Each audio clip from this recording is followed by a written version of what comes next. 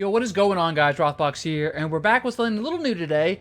So I've had a lot of fun doing CEDH deck techs. I love CEDH as a format. I don't really talk about it too much on the channel. It's not something that's my usual bread and butter, but I've had a ton of fun. I thought this would be a fun one. I've been brewing this deck due to a conversation I had with a good friend of mine, John, Useless Knowledge Online. Shout out to him. We were talking one day and talking about the new legends from Edge of Eternities, and everyone was talking about, the kind of ones that everyone's been talking about. Memnon and Green-Red Tannuk. And I was thinking, my favorite card of all time is, or one of them, Sneak Attack. And new Tannuk is Sneak Attack, basically. And I was thinking, is this viable in a meta like CEDH? And so what I have for you today is, in fact, my Tannuk, Mono Red, Tannuk, Steadfast second CEDH list. And shout out to my friend who suggested, after we take a look at the deck tech, we're going to go ahead and show some sample hands and play through a couple turns, show how the deck actually plays out, mulligan, stuff like that, to get kind of a feel of how this deck actually performs, as opposed to just looking at a deck list. Alright, so today we're talking about, like I said, Tannuk, Steadfast second. So if you don't know, 2 red, 3/5, Kavu Pilot. Other creatures you control have haste, which on itself is actually an insane ability, and we'll talk about it, but that ability is actually very good. Artifact cards and red creatures in your hand have Warp 2 and a red. So what that means is Warp is a cast. Warp is you will cast this creature for its warp cost, put it into play, and exile the permanent at the beginning of the next end step, and you can cast that creature on a later turn. So you can warp in a creature, attack with them or do their thing, get cast triggers off of it, and then put into exile for casting later. And we're going to use this as an advantage, almost like a mid-range Slicer. So Slicer, the whole advantage was one creature kills players really quickly because of commander damage and effects. Tannuk is basically what if Slicer is spread over multiple bodies. Turns out, there's some good things you can put into play. Let's talk through the list, let's talk about it right now. We do run 2 Planeswalkers in this deck, both of which are mana-producing Planeswalkers or more value in the mid-range. Surprise, I like the mid-range grind, I enjoy it, so we're playing some of that kind of stuff. Counter Torch of Defiance is a classic one. Not only does it net you mana if you need to, because the whole goal of this is to cheat out these big guys, get big effects, but to actually generate enough mana to then cast them later on, because these creatures that we're going to be playing are huge game-warping creatures. Also, if you get to her ultimate, awesome, but excellent cards is good card advantage. Killing a creature, great. This card is amazing. Path the Hammer is an old one, but his +1 is not only aggressive, but it's mana. It's -2, a lot of mana, and if you ever get to his ult, turning all your mountain taps into Orcish Bowmaster pings turns out is pretty freaking good. So that's why we're running both. They're just basically mana sources and advantage engines. This is a CEDH list where we get to run Blightsteel Colossus. Dear God, it's beautiful. So, because this is an artifact creature, you can in fact put this into play, and because all of your creatures have haste, you get to kill a player for 3 mana. And because of other couple of the cards, this is not just a kill one player. Sometimes you kill more than one player, and it's not that hard to do. Other cards we're playing in this vein, Cityscape Leveler. On cast and on attack, you get to trigger this to blow up 2 non-land permanents, give them the Power Stone. So that is for 3 mana, hit someone for 8, and blow up 2 non-land permanents on the board. That's incredibly powerful. Clive is a 3 mana Wheel of Fortune for yourself, but sometimes you're drawing 9+ cards. This counts the devotion you have, but turns out devotion, when he's double red pips, Tannuk's double red pips, very quickly you have a lot of double red pips cards. This card very quickly becomes draw a lot of cards for free. Combat Celebrant is in this deck because you can warp this card in, exert it to get an additional combat step for things like Blightsteel Colossus, and then it leaves play and the exert doesn't matter. And you can play it again next turn for another exerted attack. Also, because of this, we're running Kiki-Jiki. Kiki-Jiki is also very cool with a lot of cards in this deck, but just Combat Celebrant, infinite combo. You can make a copy of Combat Celebrant, that copy attacks, and then you can exert that one, keep doing this over and over again. You have infinite combat steps to kill people. Pretty good. Combustible Gear Hulk. This one's basically fun to make a copy of, fun to cheat it in, but it's either dome someone for a lot of damage with a lot of expensive cards, or draw 3 cards. And there's some loops in this deck where this can actually just be used to end the game. We'll talk about it in a second, but this card we're trying out. One thing about this deck, Tannuk has a lot of really flexible big thing options. We're trying out a couple. It's maybe not correct. I've only been able to play a couple sample games with this deck. It done pretty well, honestly, but we don't know for sure what's the best combination. So if you have others you like, I'll show some of the sideboard that I've considered, and you can decide which ones you like and which ones fit your playstyle. Card I'm trying out, Defiler of Instinct. The fact that you can make Warp So warp 2 and a red, cost red less and just cost 2 generic mana and pay 2 life, is really powerful. Also, the 4/4 First Striker, whenever you cast a red permanent spell, you just shoot anything for 1. I think this card is actually quite good in the deck. It's actually very powerful. Depth Shaker Titan, 5/5 artifact creature. Whenever it enters, any number of target non-creature artifacts become 3/3 artifact creatures, sacrifice them at the beginning of next end step. But each artifact creature you control, including this card, has melee, trample, haste. Which means melee, for every player you're attacking, your creatures get +1/+1. But it means any treasure tokens you have lying around attack as 6/6 trample hasters, including this guy who will attack as an 8/8 trample haster. This card is very good. This is basically Red Craterhoof Behemoth, but in this deck, you can play for 3 mana.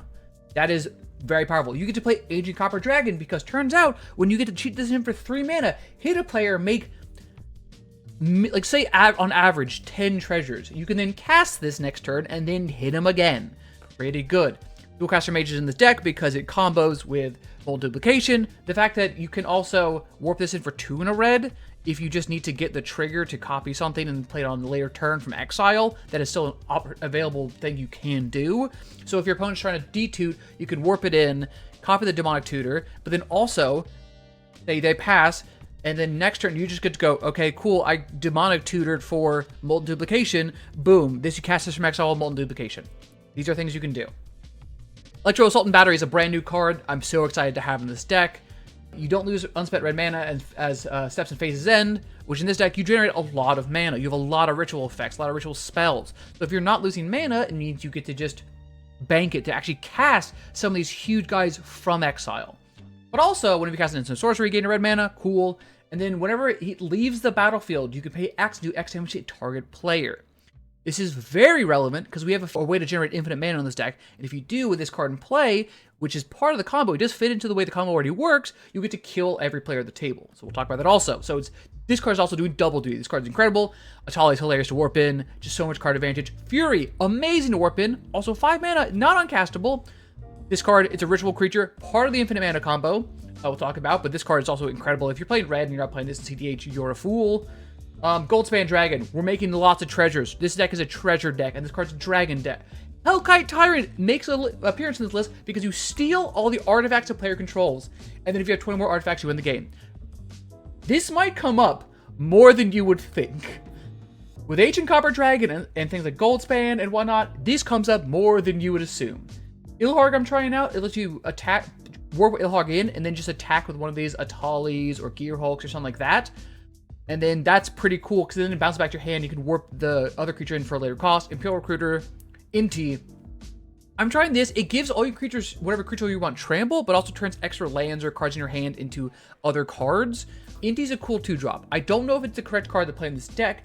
I'm trying it out because I think it's an interesting include, especially when we're trying to push through damage. The way this deck wins is pushing through damage. Kikijiki we talked about, it's also just a great card. You can cast this for 3 mana on the deck, which is why it's great. Knuckles. This card is incredible in CEDH. This card has been overperforming in basically every deck I put it in. It's been amazing, but also in the fact that this deck is a treasure deck, you want this card. This card's great. Maelstrom Colossus is a weird one, but it is an artifact, and because it is cast, you trigger Cascade on this. You will, in fact, be able to Cascade into a card from the top of your deck. Awesome. Magda makes treasures, 2-drop, excellent. What it also does is go find any artifact or dragon. Spoiler, we got a lot of dragons. And spoiler, we got some good artifacts. Mags of the Moon, we're in a mono red deck. Blood Moon effects are great. Priest of Erebras. So this is the combo with Blank Goblin. And we'll talk about it, but we run Cloudstone Curio in this deck. Cloudstone Curio says whenever this creature enters, or a permanent enters play, you may return a permanent that shares a type with it to its owner's hand. So with Priest of Erebras and Blank Goblin, you get to bounce them infinitely to generate infinite mana. And then once you've bounced them infinitely, you can then bounce Electro, or Combustible Gearhulk, or things with Terror that peeks out. This just does it alone without needing to bounce Terror that peeks, but then you get to essentially just kill your opponents to death that way, after generating infinite mana. Very cool. Facebreaker, Treasure Guy, Ragavan, Treasure Guy. Sandstone Oracle, 4/4 flyer. When it enters, choose an opponent. If that player has more cards in your hand than you, draw cards equal to the difference. This is so good against Ristic decks. Oh my god, is it good against Ristic decks, when you just get to go, alright, cool, how many cards you got? 12? Great. 3 mana, draw up to whatever like target blue player has in hand is really good. Spider-Punk. Brand new card also, very cool. Spells and abilities can't be countered. What this means is all of my guys I'm casting off warp are uncounterable. That seems great, but also you can warp this guy in if you're being really careful and let him leave play, so you get this effect on your turn, and your opponents do not get to take advantage of it. You can do this also with Defense Grid. I'm trying Spider-Punk out because I like it. It's 2-drop more instead of 3. Terror of the Peaks in this deck is actually insane. We're dropping huge idiots for cheap, which means we're doing a lot of damage. This deck is primarily winning through damage, a couple of different combos, but this deck can just kill people, and I kill people pretty quickly. Treasonous Ogre is incredible. You pay a lot of life to do this effect, but you can start doing huge value turns with this card. And Trumpeting Carnosaur, it's another Discover card. When it enters Discover 5, Discover is cool because the card can go into your hand. Say you find a counter spell or a ritual, whatever. You don't have to cast it. You can just put it into hand to cast on a different turn. But also, 3 mana to pitch this to do 3 damage to our creature or planeswalker is uncounterable, which means you can hold this up as a removal spell if you need to. It's quite good. Spells, Gamble. Geosurge is a weird one. 4 red mana, add 8 red mana to your mana pool, spend this only to cast artifacts or creature spells. Turns out, if you get to 4 red mana, you can just go Tannuk, warp in big thing. That's enough. That is everything you want it to do. Jessica's Will is classic. Mana Geyser is maybe a bit excessive, but I like the idea of doing huge amount of turns to be able to cast some of these big idiots and just like play some of these guys. Molten Duplication we talked about is for the combo, but worst comes to worst. I mean, you think I won't Molten Duplication some of these creatures? Like, I'll Molten Duplication of Sunset Oracle, Trumpeting Carnosaur. Sounds great. And this is just MDFC. What kind of no reason not to play it. Striker Rich is a good 1 mana drop. On turn 1, you don't have a ton of stuff to do in this deck. Making Treasure is actually just pretty good, so I like it. And then Wheel of Fortune. Instance, kind of classic. Deflecting Swat, Desperate Ritual, Lightning Bolt, Pyretic Ritual, Pyroblast, Red Elemental Blast, Seething Song. We're running the rituals. We want to run as many as we can. Self-Destruct is funny, so this card's in here because you have a bunch of huge creatures. Also, turns out with stuff like Blightsteel Colossus, this actually just kills a second player. So this has the creature itself deal the damage, which means it does 11 infect damage. So this actually just kills 2 players. If you have the Combat Celebrant, Self-Destruct, and Blightsteel Colossus, you kill everyone at the table in 1 turn if they don't have interaction. Which is hilarious. Way of the Spires, I just have been really liking his removal. Like I said, this deck, the interaction in this deck is not amazing because unfortunately, you're in mono red. Your mono red interaction is pretty weak. You were running Tybalt's Trickery, which is fine, but I keep being unimpressed as I warp them into something even better. Artifacts, Arcane Signet, Chrome Mox. We'll talk about this in a second. This is one of my favorite ones in the deck. So we'll talk about Coveted Jewel now since I forgot to actually talk about it. I can go back to it. Coveted Jewel is normally 6 mana. It taps for 3 mana of any color, any 1 color, and then when it enters the battlefield, you draw 3 cards. But when a player hits you, they gain control of the artifact. But in this deck, because you're actually warping this in, what it does is it draws 3 cards for free, taps for 3, and then leaves battlefield so opponents can never take it from you. So it's just kind of a draw 3 for 0 mana and fixes colors. So honestly, it's just kind of a sick include in the deck. Cursed Totem's really interesting. This one might need to be cut. This one's a bit of a non-bow with Kiki Chiki lines, which is a problem, but almost everything else in the deck doesn't care about it, and it is a very powerful tool right now with Vivi and Kinnan and things like that, Thrasios. So I do like this card a lot. That being said, I do think it's maybe not worth it, but this is one I'm running on for now. It may be worth switching out. Last one, Curio, Felwarstone, Grim Monolith, Hazard's Monument. Fun fact about this and the Ruby Medallion you'll see at the end, these cards reduce the casting cost of red spells, which means that 2 in a red becomes 1 in a red, which means you warp people in for 2 mana now. Those are the casting costs of the creature. So, with this, with Hazardous Monument, you get to not only warp stuff in for 2, but when you do, you still get to trigger the discard a card, draw a card, which is so powerful in the mid-range game to find bigger threats and keep going through your deck. Mana Vault, Ox Diamond, Mox Opal. Ultra Phyrexia is a cool one. This one you can warp in for 3 mana. If you just need to wipe your opponent's boards, cool, great, Ultra Phyrexia. Them sacrificing 3 creatures will deal with most CDH boards. And then with Magda, you can actually cheat this out into play for free. I mean, you can also cast this 9. It is a lot, but it does happen. Ruby Medallion, Soul Ring, Sundial of the Infinite. If you want to warp your creatures in and pay 1 to keep them, that is possible. You can kill someone with Blightsteel in the turn after combat. Boom, great. You keep Blightsteel around. The One Ring, of course. Cool fact in this deck, you can warp into 1 ring for 3, get their protection, draw a card, exile without taking any damage. Next turn, pay 4, cast it for another turn of protection, and start the draw again. So, very sick. Grinosphere, theoretically, is a tiny bit of non-bow with Ruby Medallion and Hazard's Monument, but the point being is that because your warp costs 3, making your spells cost 3 is actually very powerful. I actually really like this effect. Blood Moon, we talked about. Spiteful Banditry, maybe worth cutting. I like this card. The fact that it gets you treasures when things die, but because your stuff is usually so big, like even Tannuk, 5 toughness is a lot of toughness. If you can wipe out some small stuff, if you can do this for 3 and then kill Timnas and all those things, great. This card's probably worth playing. That being said, it's not my favorite card in the world, but I do think it is pretty good. We're on 26 lands, bunch of mountains. I mean, kind of the classic ones. Anything that's just fast mana. All right, and then we'll go into some cards that I considered. Devastating Onslaught is a cool kind of make multiple copies of creatures. Very powerful, but a little more cute, probably a little more casual. Duplicate's a cool removal spell in the tech in this deck, but once again, probably not necessary, and I just didn't love it. Final Fortune may be really interesting. Because in this deck, Final Fortuning and to be able to play huge creatures, attack, and then play huge creatures next turn, or replay them from exile, very powerful. Goblin Engineer is a cool tool for finding Clouds and Curio, Trinisphere, things like that. It is good, but I found it a bit okay in the deck. You know what? Maybe this deck is going to get a small edit. Heracast is cool, so when you warp out the big guys, you can just pay 2 and a red to emerge this guy from it, and then all your spells have emerge. I think a little cute. Fertile Plunge is cool. We have to sacrifice a creature. That's hard in this deck because most creatures you're warping out. So I guess the idea is you can warp out a creature, sacrifice it to warp out another creature, but I found it not entirely necessary. Ingenuity Engine's cool. This one you get to warp out for 3, and then you can actually sack and return a different artifact, so treasure token or whatever, turns to hand to warp other turns, but it cascades for free basically from a 7-drop, which is pretty cool.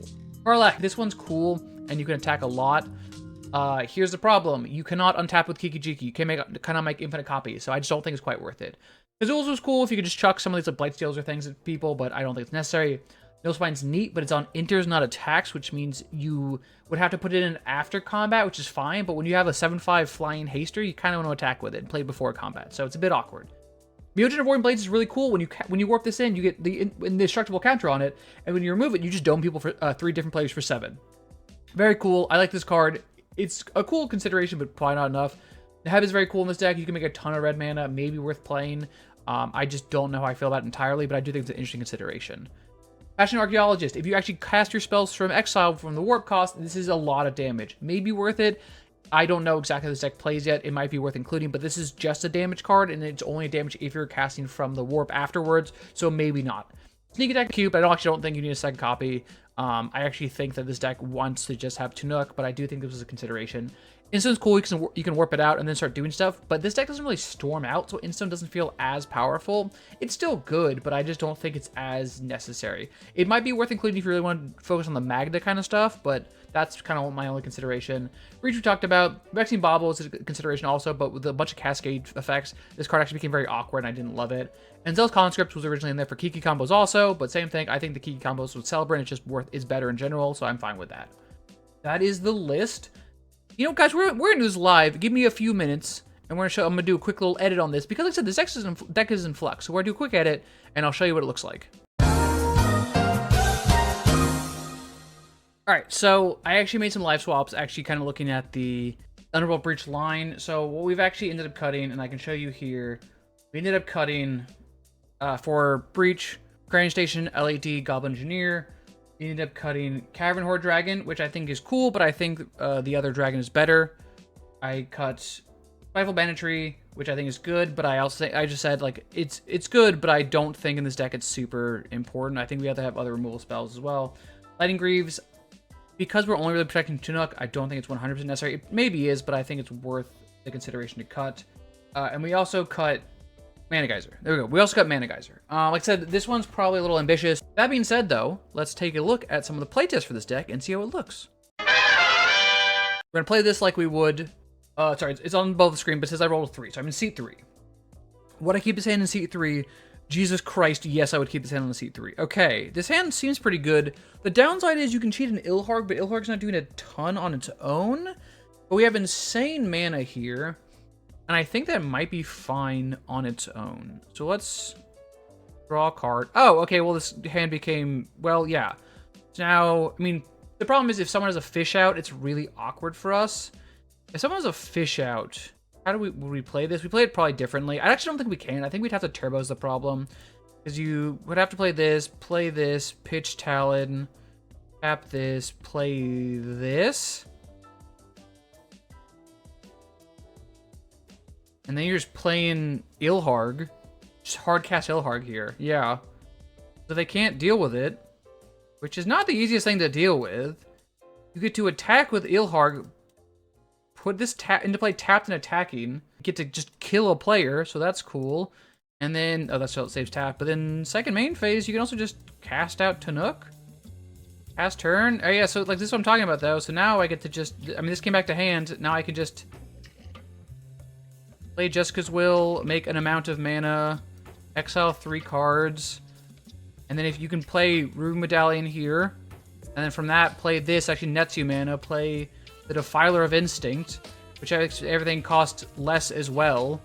So your spells become crazy, and then you still get to attack, cheat, and blight still kill another player. I mean, yeah, so like that's the first couple turns of this deck. That's turn 3. Brother, 2 players are dead. And theoretically, the third player's gonna have a really rough time because you've been hitting them for 12 now with Ilharg, and you have a 4/4 first striker that pings anything when you cast a red spell, and then, yeah, seems pretty good. Hazardous Monument next turn. Not ideal, but it doesn't really matter at this point. Cool. All right. Let's go to another one. Let's get another example and see how we can deal with this one. Let's do another sample hand and see how it goes. Okay, so we are this time we're gonna be seat 1. We're seat 1. Do I keep this hand seat 1? Yes. Yes, I think I do. I think I keep this hand seat 1. You know what? It's a bit sketchy, but here we get to just strike it rich early on turn 1. Which doesn't seem like a lot, but it's actually fine, because next turn... So here's options. We either play Ruby Medallion if we want to kind of accelerate into our turn to Tannuk on TN3, which is not ideal, but it's not terrible. Or we can just slam Blood Moon here. But slam Blood Moon here is a bit weird because it does shut us off out of things. But Blood Moon does theoretically stuff a lot of decks, or if we're against a VV deck or, you know, certain decks that Curse Totem's really going to be good against, we can slam Curse Totem here. I think if I'm in seat 1, I'm probably cool slamming Ruby Medallion and passing here. And from here, same thing. We have options. Honestly, I think my favorite option here, not playing out Tannuk, but playing out Chandra, plusing Chandra, and then playing out Blood Moon. Because now opponents are locked out of mana colors. Chandra's really hard to deal with. You want to keep ticking up for mana next turn. I actually really like this play. Now, yeah, because we draw cards, I can uptick Chandra. Because I believe I can do both. So Tannuk's going to cost 1 red. Right now we have 4 red mana, theoretically. And I drew the Desperate Ritual, which is 1 mana, make 3. So we have 6 mana. So this does work. So I can cast this, put a 6, spend 3 of it to play Tannuk, and then I can still play 1 here to play this, and then 3 here or 2 here to warp out a Tali. Get a player, and then I get a Knuckles into play, as well as cards from my opponents. Cool. And then, just for good measure, you throw on the Curse Totem.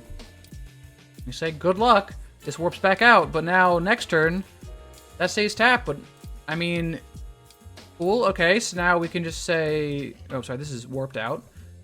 But I can just say, plus 2 red mana here.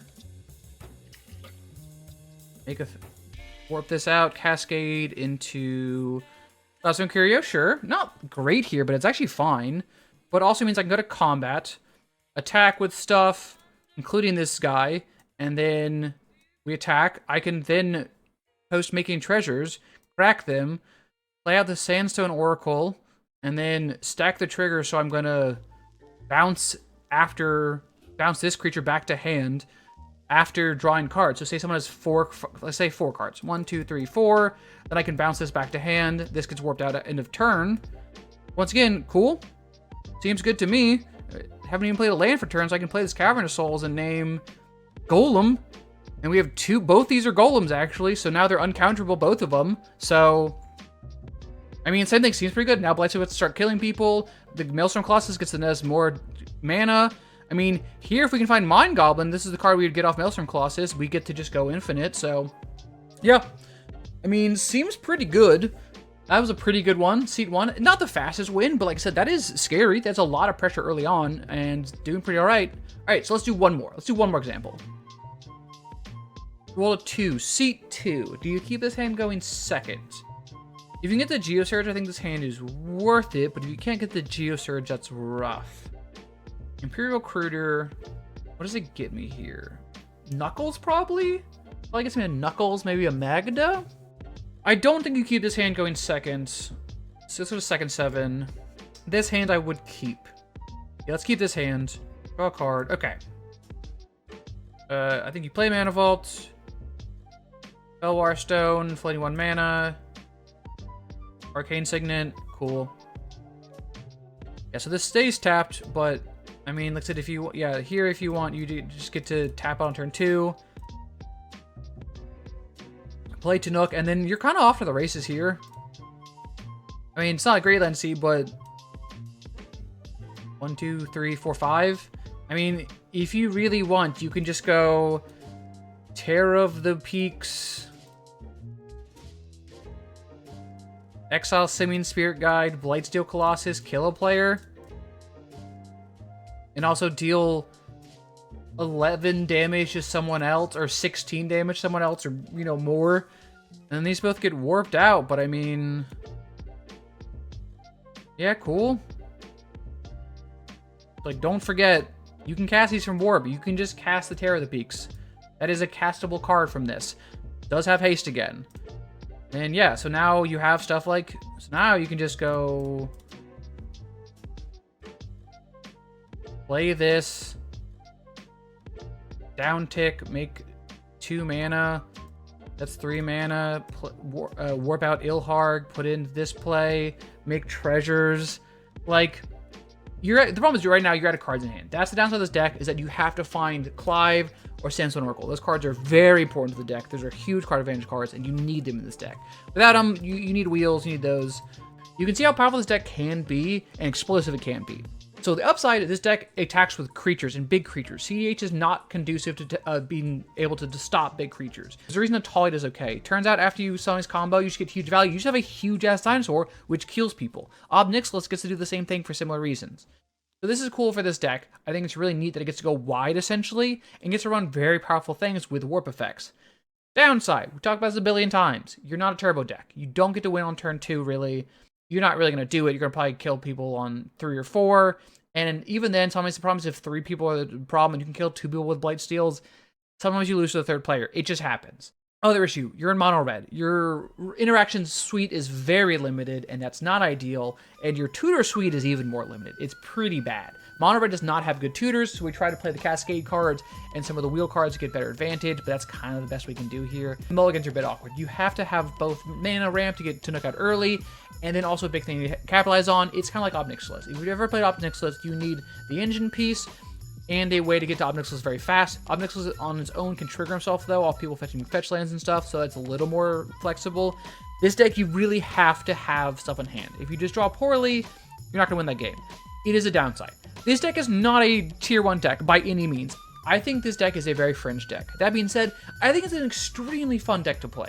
I got to play this in a couple local games recently with some friends for CDH, and it held its own. I mean, like, this deck could really punch above its weight class and really kill players. I mean, turns out, like I said, people cannot handle Blightsteel Colossus in CDH. Like, you have to have very specific answers, and it's a very huge threat and terrifying threat. And then, turns out, Hellkite Tyrant is really good in this format, where you can just steal everyone's mana rocks they're dumping out early. Turns out, Ancient Copper Dragon is a busted card if you get to play it for 3. With haste. Tannuk, Steadfast second CDH deck list. Definitely check it out. Definitely check it out on Moxfield. The link will be in the comments probably. Maybe the description if I'm...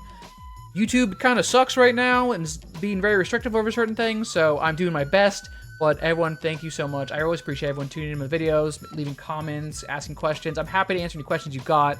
Also, shout out, if you don't know, Commander Seal, which happened previously, but we raised $104,000 for Commander Sealed. That is an incredible amount. Thank you everyone who showed up. Thank you to everyone who talked to me and said hi to me. It was so nice to meet all of you and play games.